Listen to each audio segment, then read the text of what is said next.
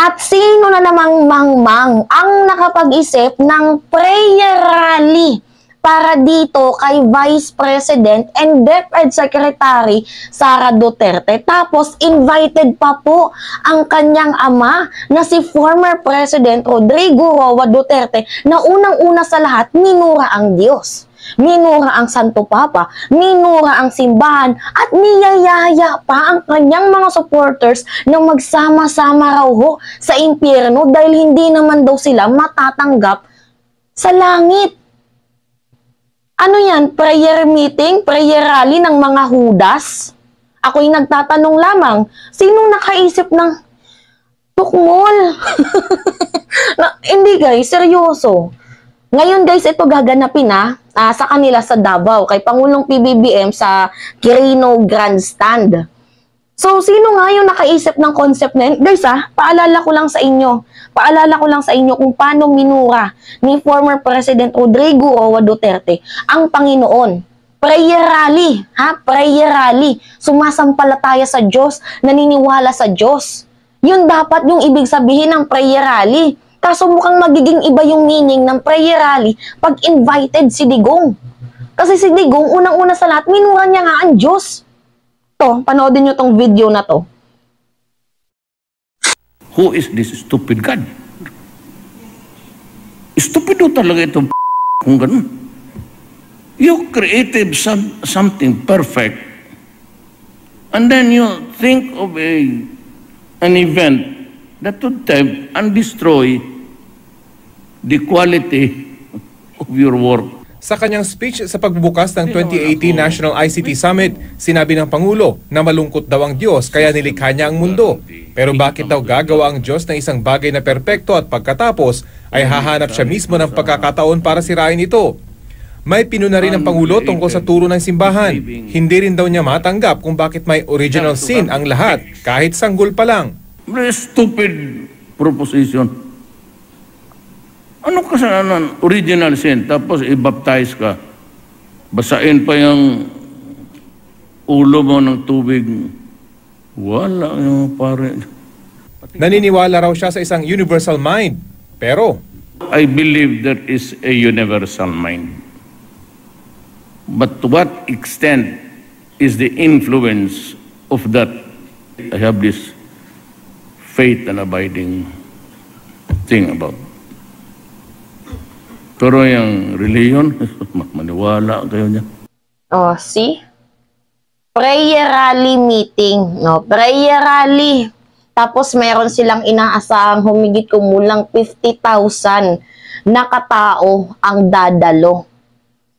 Abay, ang tanong dito, papaniwalaan ba ng Diyos yung mga panalangin nyo? Papaniwalaan ba ng poong may kapal? Ginamit nyo pa talaga ang Panginoon, ginamit nyo pa talaga ang poong may kapal para sa mga pansariling interes nyo lamang? Abay, mga hunghang talaga to. Grabe, nakakainis guys nakakagalit ng puso. Kasi when we say prayer rally, sama-sama kayong magdadasal para sa ikabubuti ng ating bayan, sama-sama kayong magdasal para sa, magandang adhikain, magandang mithiin. Pero ewan ko lang kung ano yung magaganap ngayon sa prayer rally nila kasi hindi pa naman ata nagsisimula. Pero imagine, magpe-prayer rally kayo tapos yung mga taong nangunguna dyan, si Bongo, si Bato, si Harry Roque, si Digong, si Sara.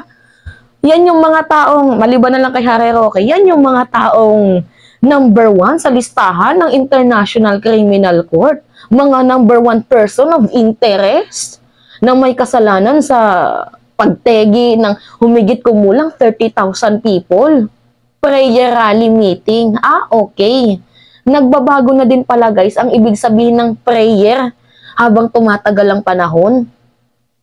Kasi, ewan ko lang guys para sa akin, natatawa talaga ako. Magpapaprayer rally sila tapos, ano yan? Prayer rally ng mga Hudas. Diyos ko. Nakakaloka. Sinong hunghang ang bumuo? Sinong mangmang ang nakaisip ng tema na to? Tapos yung tema nila, one nation, one opposition. O may pinapatamaan. So anyway, itong prayer rally meeting kuno nila ay laban daw ho para sa People's Initiative dahil kontra ho sila sa charter change. Yan ho yung kanilang binuboses. Yan ho yung kanilang minamakibaka. Huwag matakot. Yan ho yung kanilang sinisigaw. Anyway. O ngayon, meron hong dalawang rally ang magaganap, which is yung kay President Bongbong Marcos na doon gaganapin sa Quirino Grandstand at itong kay Vice President and DepEd Secretary Sara Duterte na gaganapin doon sa Davao. So ngayon, nagpapataasan ng ihe, pakitaan ng pwersa, pakitaan kung kaninong grupo ang aangat. O ngayon, tingnan natin kung sino ho ang lalangawin. Sino din ho ang uuwing luhaan at sino rin ho yung grupong merong execution na maganda. Tingnan natin guys, tingnan natin sa mga susunod na oras. Oras na lamang ho ang ating hinihiling dahil as of the moment, alas 8 na pasado ngayon. Alas 8 na tapos wala akong dalang relo. Kasi nakita ko dito sa sa cellphone ko, gumanon din ako. Gumanon na lang din ako. Pero nakikita ko sa cellphone ko, alas 8 na ho pasado. So antay-antay na lang tayo. Pero kanina guys, nakita ko sa balita na maaga pa lang, ang iba ho ay dumalo na dito sa Quirino Grandstand, which is itong si Pangulong Bongbong Marcos, aasahan din nating magsalita at yung kanyang mga ahensya about sa mga mithiin niya at mga gusto niya para sa ikauunlad ng ating bayan. Samantalang dito sa kabila ay prayer rally meeting ng mga, ngawang ko dito, Judas daw. Prayer rally para ho sa pagkontra sa pag-unlad ng ating bayang Pilipinas. So, ang ni Pangulong Bongbong Marcos, ilulunsad ay yung Bagong Pilipinas Kick-Off Rally. So, aasahan natin ang kanyang mga panibagong misyon, panibagong agenda, panibagong vision and mission para ho sa ating bayan. And dito naman sa kabila, ewan ko kung anong aasahan natin dito. Kasi, guys matatandaan nyo, sabi ni Trillanes, Trillanes slams evil Rudy Duterte for inviting supporters to hell. O, diba? Kahit si Trillanes, galit din dito kay Digong. Sabi niya, minura niya ang Diyos, minura niya si Pope, minura niya ang Catholic bishop and priest. He wanted set up iglesia ni Duterte, pinapatay niya mga Pilipino, and now, literally, hinihikayat niya sa impyerno ang kanyang mga supporters. Abay, hindi tayo santo, pero kung pinalaki tayo ng maayos, alam natin na dapat masamang tao sa hindi. Alam natin dapat ang masamang tao sa hindi. Tama. Tama. So ngayon, ang tanong dito, sinong mga mangmang ang a-attend sa prayer rally meeting nyo?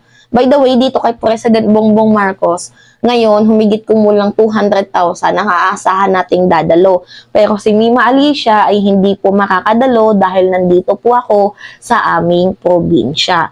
Pero ako ay nag-wish pa rin ng maganda para ho dito sa ating Pangulo at para sa ikauunlad ng ating bayan. So, yung mga wini-wish ko is best. Kahit kaaway ko man yan or kakampi or anything else, ang wini-wish ko sa kanila is yung best pa din. Kahit dito kay Sara Duterte, sana kahit paano maging matagumpay yung prayer rally meeting nyo. Kasama yung mga person of interest ng ICC, di ba? Prayer rally meeting, tapos mayroong issue sa extrajudicial killing, tukhang, padugong war on drugs. Tapos sabi nila Kanyas, Lord of all the drug lords. Tapos itong si Pulong is a mastermind in the shabu. Nakakaloka. Hindi ko ma-take over yung mga eksena ng ganap. Prayer rally meeting ko, no.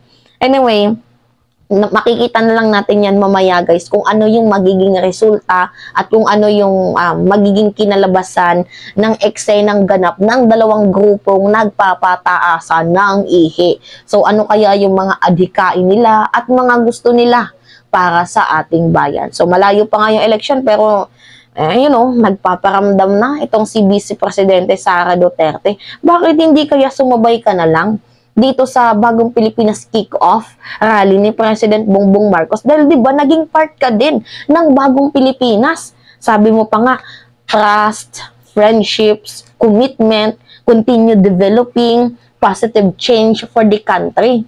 Pero nasaan na yun? Lalo na yung friendships, yung trust at commitment, nawala na ata yan sa sinumpaan mo. VP Inday, abay, nakakaloka ka naman.